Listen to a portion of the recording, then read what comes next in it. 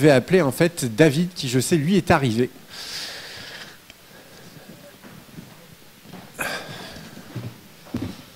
Voilà, tac. Tu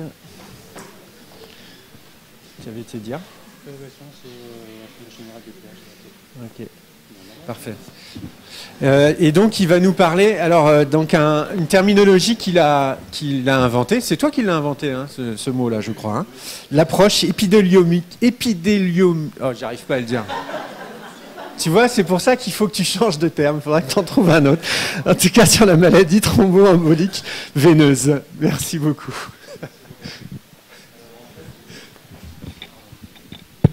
Bonjour à tous et à toutes. Je pense que ma présentation est un peu différente, un peu plus informelle que les présentations précédentes, mais c'est pas grave. Donc, je suis David Alexandre Tréguette. Mes proches m'appellent David. Voilà. Donc, on verra si on est proche finalement très rapidement ou pas. J'ai eu un master de statistique en Angleterre en 94, ça remonte. J'ai fait ensuite un DEA et un PhD, une thèse de santé publique en 99. C'est à l'occasion que j'ai rencontré notamment Carole. Est-ce que Carole est là? J'ai pas vu. Coucou Carole, ça va? Donc voilà, j'ai fait ma thèse chez Pierre du Cimetière. Pour les moins jeunes d'entre nous, c'était quelqu'un qui faisait beaucoup d'épidémiologie et qui était connu dans le monde de l'épidémiologie cardiovasculaire. Donc voilà.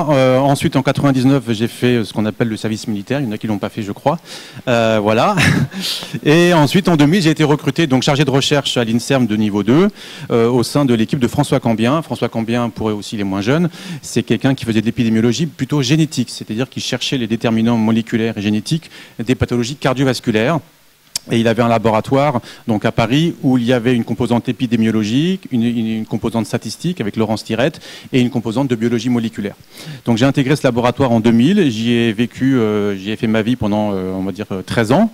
Je suis passé DR au cours de cette vie chez François Cambien. François est parti à la retraite en 2013, donc j'ai repris la tête de ce laboratoire en 2013. Laboratoire qui était composé d'environ un peu moins de 30 personnes. Donc, comme je disais, il y a de la biologie, il y a de la statistique, il y a de l'épidémiologie, il y avait un peu de bioinformatique. En 2014, avec la vague de recréation des unités parisiennes, le laboratoire donc, que j'avais repris a fusionné avec un autre laboratoire. Pour créer une structure, une équipe plus importante dont j'ai dirigé, qui portait sur donc le terme, c'est sur la génomique. Ça, tu comprends, génomique, tu arrives à prononcer, ouais. Donc génomique et pathologie cardiovasculaire. Oui, je connais Rodolphe, donc je me permets de certaines choses. Donc le laboratoire de François Cambien que j'avais repris, lui s'intéressait principalement aux maladies communes.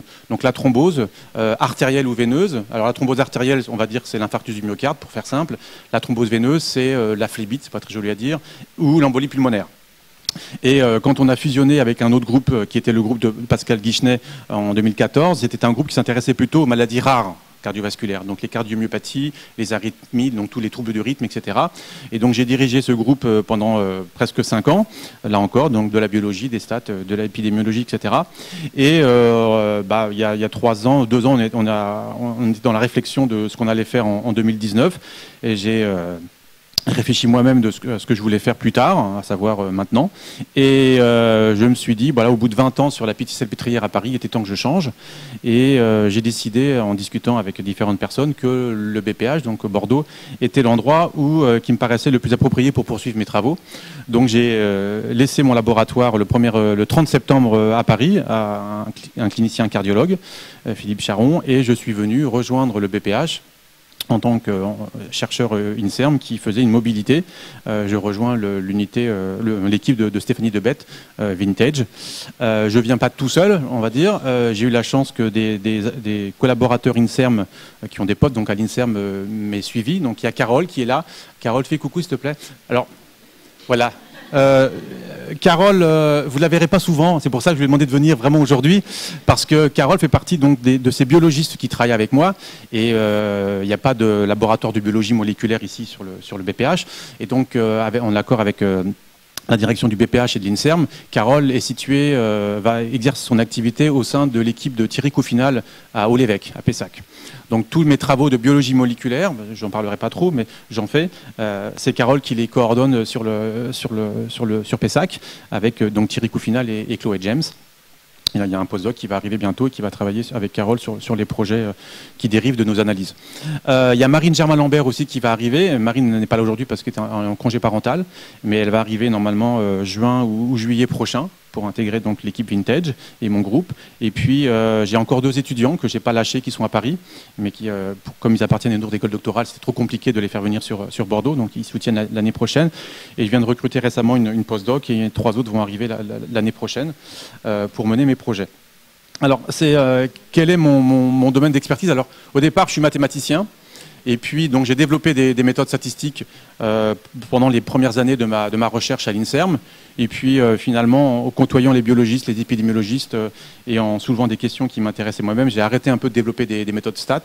Je me suis plus intéressé au design des études et aux questions scientifiques qui m'intéressaient. Et puis un peu plus récemment, avec les technologies de séquençage dont vous avez peut-être entendu parler avec les projets de génome de la population française et même internationale, j'ai repris un peu du galon dans le domaine statistique, mais plutôt cette fois-ci côté bioinformatique, pour analyser un peu mieux les données de séquençage qui sont produites par les grands instruments de séquençage. Donc j'ai mes postdocs et des doctorants qui ont travaillé sur ça et qui continuent à travailler sur ça.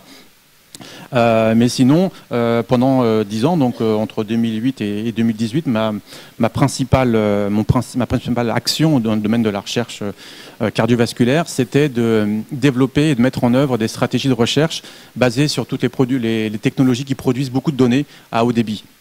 Donc, c'est ce qu'on appelle dans notre jargon les omiques. Il y a de la génomique, il y a de la transcriptomique, c'est quand on s'intéresse à l'expression des gènes. Il y a la méthylomique, quand on s'intéresse à l'épigénétique. Il y a plein de trucs en omique. Et ça, c'est un peu mon dada. C'est de développer, de réfléchir à des stratégies qui intègrent tout ça et de les appliquer à des pathologies cardiovasculaires. Alors, je ne vais pas rentrer dans les détails de toutes les technologies que j'ai pu étudier et développer au sein de mon activité à Paris. Je vais plutôt vous parler des pathologies sur lesquelles j'ai travaillé. Donc principalement la thrombose veineuse, donc là, en anglais c'est la maladie thromboembolique veineuse, voilà, ce qui est mon cœur, voilà, mon cœur va à la veine comme on dit. Je travaille encore un petit peu avec la pathologie coronaire, notamment avec des partenaires allemands sur lesquels je reviendrai peut-être un peu après. Je travaille aussi sur l'hypertension artérielle pulmonaire avec une collaboration historique avec Florence Ouvrier à la Pitié. Et c'est pas parce que je suis parti que je vais arrêter de travailler avec lui parce qu'on fonctionne bien ensemble. Et puis j'ai un projet aussi de pharmacogénomique avec des gens qui sont à la Pitié et à l'HEGP à Paris, des projets que je vais poursuivre parce que les gens avec qui je l'ai fait m'appellent David, donc j'aime bien travailler avec ces gens-là. Donc la pharmacogénomique, c'est essayer de comprendre la réponse à un médicament, notamment là c'est du sotalol, c'est un médicament donné pour les pathologies cardiovasculaires. Les gens ne répondent pas de la même manière à un médicament, il y a des effets indésirables. Donc le projet c'est de comprendre pourquoi, s'il n'y a pas des facteurs génétiques qui peuvent expliquer cette variabilité dans la réponse. Voilà. Mais mon projet, donc, comme je vous disais, principal, donc mon cœur va à la veine, c'est que depuis 2002-2003, j'ai établi une collaboration forte avec un clinicien qui est à Marseille, donc le professeur Pierre-Emmanuel Morange, Pierre pour ceux qui sont très proches, on est comme ça. Et donc on a mis en place plusieurs études au niveau national qui traitent donc de la maladie thromboembolique veineuse et du risque de récurrence.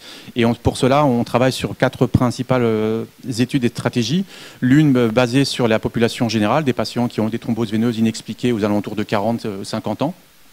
Et pour cela, on étudie l'ADN, les niveaux d'expression des gènes, les niveaux d'expression de ce qu'on appelle des micro-ARN, c'est des petites molécules particulières qui ont des rôles particuliers dans l'organisme, qui sont très à la mode en ce moment. Et puis un certain nombre de variables biologiques qu'on a pu mesurer dans environ 2000 sujets.